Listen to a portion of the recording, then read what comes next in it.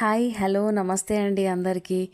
నిన్న అయితే ఈ వీడియో కోసం చెప్పాను కదా, నిన్న ఈవినింగ్ వీడియోలో షార్ట్ వీడియోలో చెప్పాను ఉలవచారు చేస్తున్నా అని చెప్పేసి. దాని ఫుల్ వీడియో ఈరోజు పెడతాను కదా. సో ఈ చారు అయితే చాలా బాగా వచ్చిందండి. నేను చాలా రోజుల తర్వాత చేశాను.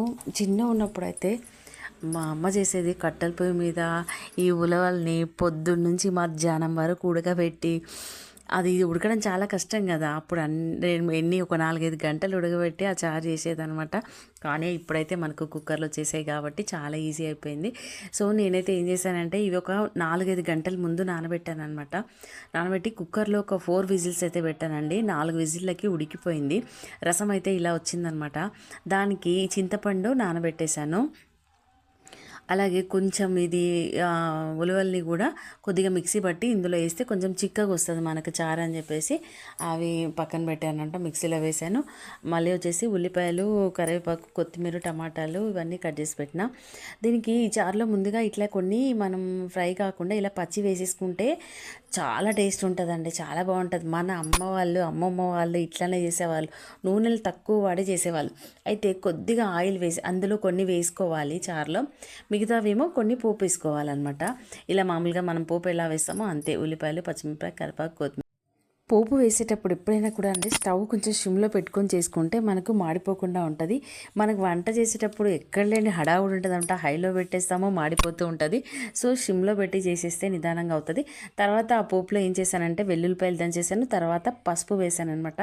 వెల్లుల్లిపాయ క్లిప్ ఒకటి పోయింది. దాని తర్వాత పసుపు వేసి ఇంకా ఈ చారును అందులోకి పోసేయాలి. పోసి ఇంక ఇది మరిగే వరకు ఇంకొంచెం అంతా మనం మిక్సీ పట్టడానికి కోసం అని చెప్పేసి నేను పెట్టాను కదా, అదంతా మిక్సీ పట్టుకోవాలండి. ఇది కొంచెం మెత్తగా పేస్ట్ చేసేసుకోవాలి ఈ ఉలవల్ని. ఈ చారు ఇంతలోపు మరిగిపోతుంది. మరిగిన తర్వాత ఇంకా ఈ పేస్ట్ని అయితే చారులో వేసేసేయాలి. ఇలా ట్రెడిషనల్ వంటల్ని మనము మన పెద్దవాళ్ళ నుంచి నేర్చుకున్నాం కాబట్టి మన పిల్లలు కూడా వీటిని అప్పుడప్పుడు చేసి వాళ్ళకు కూడా రుచి చూపిస్తే బాగుంటుందని నా అభిప్రాయం అండి. నేనైతే అప్పుడప్పుడు చేస్తూ ఉంటాను. ఎప్పుడు మటన్లు, చికెన్లు, పిజ్జాలు, బర్గర్లు ఇలాంటివన్నీ ఇలా ఇప్పుడున్న వంటలే కాకుండా మనకి మన పెద్దవాళ్ళు నేర్పించిన ఇలాంటి మంచి మంచి వంటల్ని అప్పుడప్పుడు మన పిల్లలకు పరిచయం చేయాలి. అయినా ఈ మధ్య కూడా అండి హోటల్స్లో కూడా చాలా బాగా దొరుకుతున్నాయి ఇలాంటి మన అప్పటి వంటలు, వెనకటి వంటలు, ట్రెడిషనల్ వంటలు అన్నీ దొరుకుతున్నాయి. ఇంకొకటి ఏంటంటే నేను ఈ ఉలవలను అయితే పోపు చేసినానండి. ఇంతలోపు చారు మరిగేలోపు ఈ ఉలవలు పోపు చేశాను. చాలా బాగుంటాయి. గుగ్గిళ్ళు అంటారేమో కొందరు, మనం గుడాలు అంటారు కదా, అది. ఇవి చాలా బాగుంటాయి. పచ్చిమిరపకాయలు ఎక్కువ వేసుకోవాలి దీనికి. ఉల్లిపాయ, పచ్చిమిరపకాయతో తింటే నోట్లో వేస్తే కరిగిపోతాయి, అంత బాగున్నాయి అనమాట. కాకపోతే కొంచెం వేడి ఎక్కువ చేస్తాయి. ఇది తిన్న రోజు మనం కొంచెం నిమ్మకాయ రసం అయితే తాగాలండి. అప్పుడు కొంచెం బాడీ నార్మల్గా ఉంటుంది అనమాట. చాలా వేడి ఉలవలు. సో అందుకని చెప్పేసి కొంచెం నిమ్మకాయ రసం అయితే తాగాలి. ఫైనల్గా చారు అయితే అయిపోయిందండి. సూపర్గా మరిగిపోతుంది. ఇలా మరుగుతున్నప్పుడు ఎంత మంచి స్మెల్ వస్తుందో తెలుసా అండి. దానికి తగ్గట్టు నేను ఇంకా పైన పైన కొత్తిమీర కూడా వేసాను. మంచి ఫ్లేవర్ వస్తుంది. ఇల్లంతా మంచి స్మెల్ వచ్చేస్తుంది అనమాట. చారు వాసన అంత బాగుంది.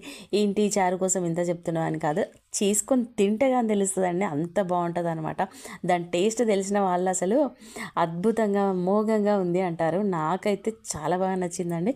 మా ఇంట్లో మా పిల్లలు, మా వారు అందరు తిన్నారు. చాలా బాగుందన్నారు అనమాట. ఏంటంటే కొంచెం పులుపు ఎక్కువ ఇష్టపడే వాళ్ళకి కొంచెం పులుపు ఎక్కువ వేసుకోవాలి. లేదంటే నార్మల్గా కూడా వేసుకోవచ్చు. కానీ చారు ఎప్పుడు పుల్లగా ఉంటేనే బాగుంటుందండి దాని టేస్ట్. ఇంకా ఒకటి మార్నింగ్ పప్పు చేసిన అనమాట. ఆ పప్పు ఉంది, చారు ఉంది. ఇంకా పిల్లలు మా వారైతే తినేశారు, నేనే తినాలి. చూసారు కదా ఫ్రెండ్స్, వీడియో నచ్చితే తప్పకుండా లైక్ చేయండి, కామెంట్ చేయండి, సపోర్ట్ చేయండి నా ఛానల్ని. నాకైతే పెద్దగా మాట్లాడడం రాదండి. కొంచెం భయపడుతూ మాట్లాడతా, వాయిస్ ఇవ్వడానికి కొంచెం భయం అనమాట. సో వీడియో అయితే చూసారు కదా, ఎలా ఉందో తప్పకుండా కామెంట్ చేయండి. నా ఛానల్ని సబ్స్క్రైబ్ చేసుకోండి, సపోర్ట్ చేయండి.